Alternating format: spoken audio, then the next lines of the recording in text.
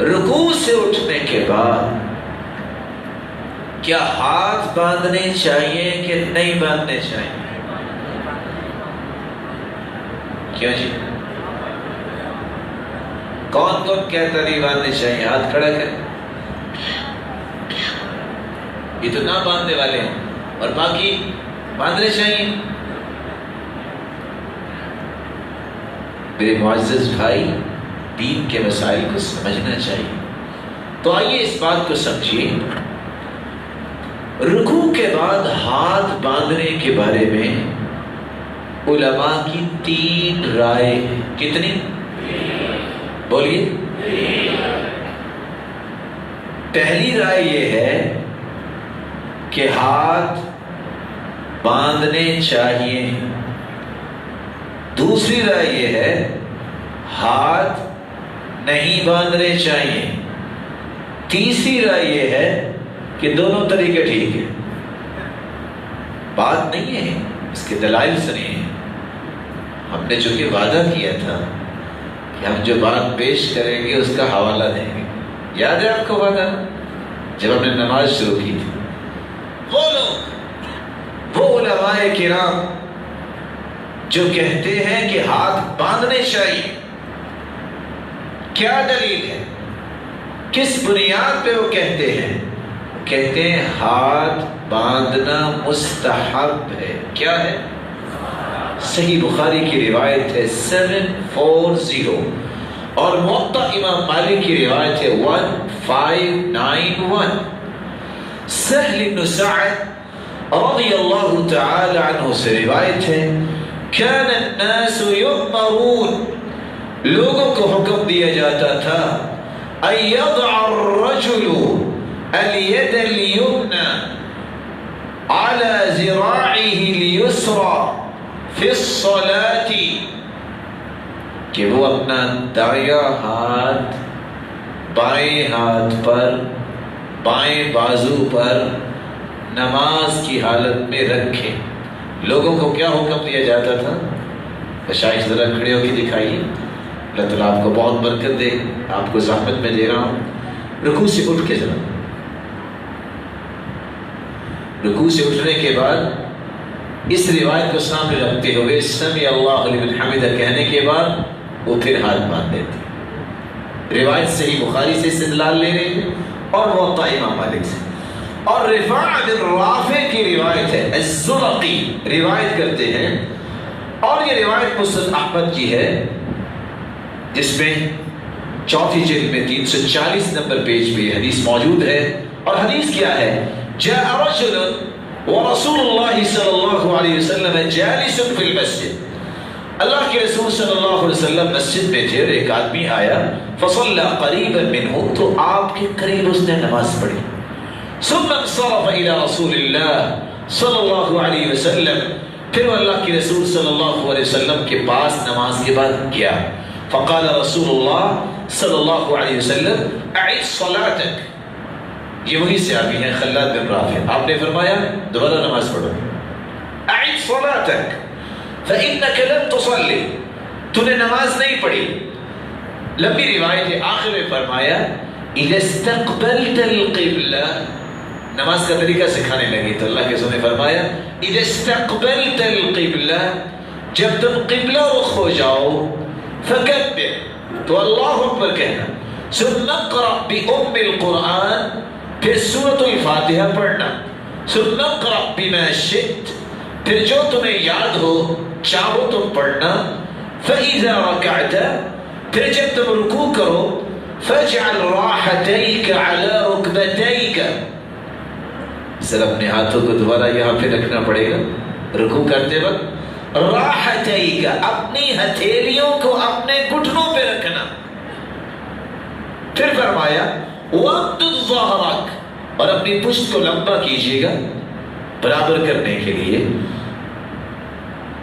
وَمَكِّنْ لِرُكُوعِكَ، اور رکوع کو اچھے انداز سے خوبصورت طریقے سے کیجیے گا، فَإِذَا رَفَعْتَ رَأْسَكَ، جب اپنے سر کو اٹھائیے، فَأَقِمْ صُلْبَكَ، پشت کو اٹھائیے، حَتَّى تَرْجِعَ الْعِظَامُ، الی مفاصلها، ہر ہڈی اپنے جوڑ کی طرف واپس آ جائے. کیا لفظ حدیث تھی؟ ہر ہڈی. رکوع سے پہلے کیسے کھڑے تھے؟ ایسے کھڑے تھے. جب رکوع چلے گئے تو رکوع سے اٹھ کے بھی ہر ہڈی اپنے جوڑ کی طرف آ جائے. تو جیسے رکوع سے پہلے کھڑے تھے ویسے ہوں گے تو ہر ہڈی اپنے جوڑ کی طرف آئے گی نا. ایک اس حدیث سے استدلال لیا ہے. ابھی روایت سنیے. ثابت کہتے ہیں، یہ صحیح بخاری کی روایت ہے 800 كان انس رضی اللہ تعالی عنہ ينعت لنا صلاة النبي صلی اللہ علیہ وسلم. سیدنا انس رضی اللہ تعالی عنہ اللہ کے رسول کی نماز ہمیں بیان کر رہے تھے. فكان يصلي، پھر وہ نماز پڑھ کے سکھاتے. وَإِذَا رَفَعَ رَأْسَهُ مِنَ الرُّكُوعِ قَامَ حَتَّى نَقُولَ قَدْ نَسِي. انہوں نے بھی سر اپنا رکوع سے اٹھایا اور سیدھے کھڑے ہو گئے. ہمیں کہنا پڑا کہ لگتا ہے بھول گئے ہیں. اسے آپ نے روایت سننا کہ آپ کتنی دیر کھڑے رہتے کہ صحابہ کہتے کہ کوئی کہنے والا کہتا شاید بھول گئے. کیسے کہتے بھول گئے؟ رکوع سے پہلے ہاتھ کہاں باندھتے؟ کہتے سب ذرا باندھیے گا. دیکھ رہے ہیں؟ اب رکوع میں جائیے، واپس کھڑے ہوئیے، پھر ہاتھ باندھیے.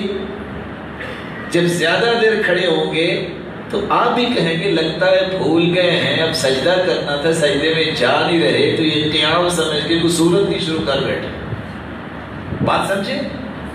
تو صحابی ابو ہریرہ نے بھی ایسا کیا. یہ وہ دلائل ہیں جس کی وجہ سے علماء کہتے ہیں کہ ہاتھ کو باندھنا چاہیے. اور وائل ابن حجر رضی اللہ تعالیٰ عنہ روایت کرتے ہیں، سنن النسائی کی روایت ہے 887، اس حدیث کا نمبر ہے. رأیت رسول اللہ صلی اللہ علیہ وسلم، میں نے رسول اللہ صلی اللہ علیہ وسلم کو دیکھا. اذا كان قائما في الصلاة، جب وہ کھڑے ہوتے نماز میں، قبض بیمینہ علی شمالی، جب بھی کھڑے ہوتے تو اپنے دائیں ہاتھ سے اپنا بایاں ہاتھ پکڑ لیتے. ذرا کر کے دکھائیے گا مشاہد. آپ صلی اللہ علیہ وسلم جب بھی کھڑے ہوتے تو اس طرح اپنے ہاتھوں کو رکھتے. یہ چوتھی روایت ہے جس سے استدلال لیا ہے علماء نے کہ اللہ کے رسول صلی اللہ علیہ وسلم کے اعمال سے کہ ہاتھ باندھنے چاہیے. اور ساتھ علماء یہ کہتے ہیں، تشریف رکھیے اے مشاہد کرام، ان دلائل کو دیکھنے سے پتہ چلتا ہے کہ رکوع کے بعد ہاتھ باندھنا مشروع ہے. قیام، رکوع سے پہلے کا بھی قیام ہے، رکوع سے اٹھے تب بھی قیام ہی اس کو کہا جائے گا. یہ الگ بات ہے کہ پاکستانی کتابوں میں تو قوما لکھا ہوتا ہے نا، ایسے لکھا ہوتا ہے، لیکن اس کو بھی قیام ہی کہتے ہیں جو رکوع سے پہلے ہو. اور رکوع کے بعد بھی جو ہے اس کو بھی کیا کہتے ہیں؟ قیام ہی کہتے ہیں. ساتھ علماء یہ بیان کرتے ہیں رسول اللہ صلی اللہ علیہ وسلم نے جب نمازی کو یہ حکم دے دیا، اپنا عمل پیش کر دیا کہ دایاں ہاتھ بائیں پہ رکھیں گے، دونوں قیاموں میں ایسا پھر کیا جائے گا. کیونکہ دونوں ہاتھ رکوع کی حالت میں تو گھٹنوں پر تھے، رکوع سے پہلے اور سجدے کی حالت میں زمین پہ ہوتے ہیں، اور قیام کی حالت میں بندھے ہوتے ہیں. تو رکوع سے اٹھنے کے بعد بیان نہیں کیا گیا، صرف اتنا کہا گیا کہ جوڑ واپس آ جائے جہاں تھے. تو جیسے رکوع سے پہلے تھے ایسے رکوع کے بعد بھی کرنا چاہیے. تو ان دلائل کی روشنی میں وہ ہاتھ باندھتے. دوسرا قول کیا تھا کہ ہاتھ بولے نہیں. یا اللہ ان کو برکتوں سے نواز دے. یہ جتنے بول رہے ہیں اللہ ان کو دنیا اور آخرت کی رحمتوں سے نواز دے. دوسرا قول کیا تھا؟ بولے ہاتھ نہیں باندھنے چاہیے. یہ کیا کہتے ہیں علماء؟ یہ کہتے ہیں کوئی ایسی حدیث کتب حدیث میں ہے ہی نہیں کہ جس میں اس بات کا باقاعدہ خصوصی حکم دیا گیا ہو کہ تم نے رکوع کے بعد بھی ہاتھ باندھنے ہیں۔ جب کوئی حدیث وارد ہی نہیں ہے تو پھر ہمیں اس طرح باندھنے کی دلیل کہاں سے ملے گی؟ دوسری بات، اعتدال جو ہے، کیونکہ حدیث میں آتا ہے حتی تعتدل قائما، اعتدال کا لفظ بولا گیا ہے، یہاں قیام کا لفظ، صرف قیام کا لفظ نہیں، اعتدال کا لفظ ہے۔ تو اعتدال اور قیام میں فرق ہے۔ قیام وہ ہوگا جس میں قرات کرنا جائز ہے، اعتدال وہ ہوگا جس میں آپ صرف دعا کر سکتے ہیں، جیسا کہ اللہ کے رسول کی دعائیں آپ نے سنی۔ تو ایسی حالت میں نماز پڑھنے والے کو ہاتھ نہیں باندھنے ہوں گے، بلکہ ہاتھوں کو چھوڑ دیا جائے گا، لٹکا دیا جائے گا۔ ذرا مشائخ کر کے دکھائیں۔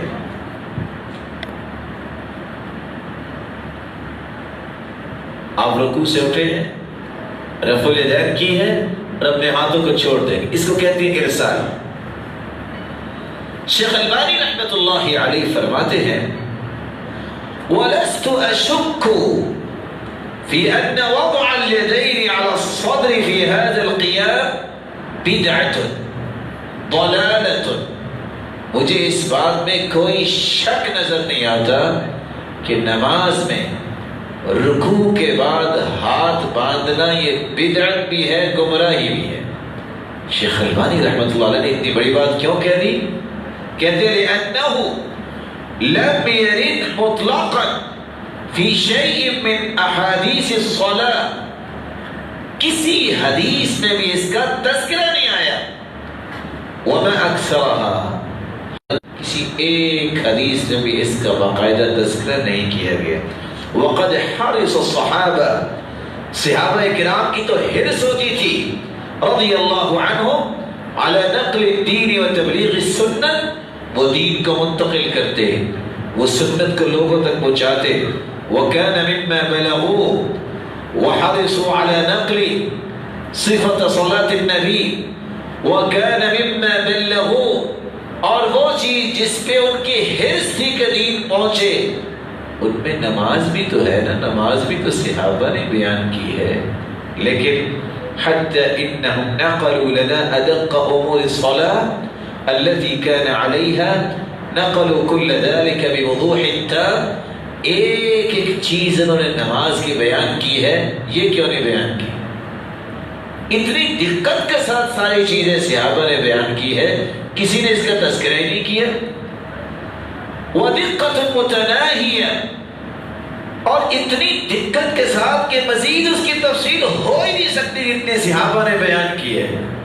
لیکن فَكَيْفَ يَفُوتُهُمْ أَن يَنْقُلُوا وَضْعَ الْيَدَيْنِ عَلَى الصَّدْرِ بَعْدَ الرُّكُوعِ، یہ کیسے ہو سکتا ہے کہ باقی ایک ایک مائکرو ڈیٹیل جو ہے وہ نماز کی صحابہ بیان کرے اور اتنا بڑا کام ہاتھ باندھنے کا وہ بھول جائیں اور کسی حدیث میں اس کا تذکرہ ہی نہ ہو؟